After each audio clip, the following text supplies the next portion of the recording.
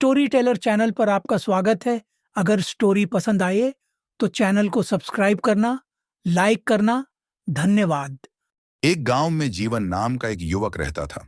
वह बहुत ही मेहनती और ईमानदार था। उसके पिता एक किसान थे और माँ घर संभालती थी। जीवन को बचपन से ही नेकी और सच्चाई का पाठ पढ़ाया गया था।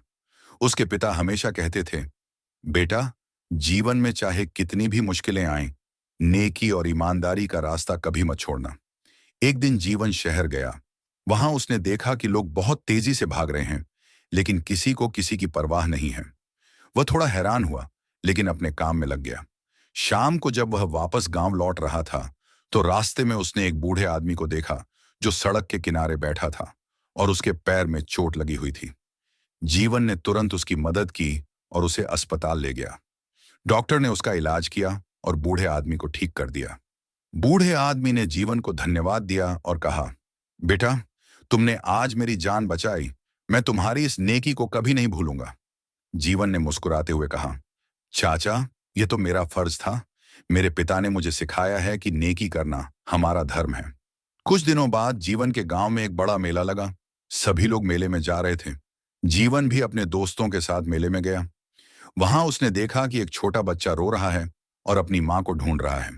जीवन ने तुरंत बच्चे को संभाला और उसे सुरक्षित जगह ले गया। उसने बच्चे को शांत किया और उसकी मां को ढूंढने में मदद की। कुछ देर बाद बच्चे की मां मिल गई और वह बहुत खुश हुई। उसने जीवन को धन्यवाद दिया और कहा, तुम्हारी नेकी ने मेरे बच्चे को सुरक्षित रखा। जीवन ने मुस्कुराते हुए कहा, यह तो मेरा कर्तव्य था। नेकी करना हमारा धर्म है। इस तरह जीवन ने हमेशा नेकी और ईमानदारी का रास्ता अपनाया। उसके इस व्यवहार से पूरा गांव उसे सम्मान देता था।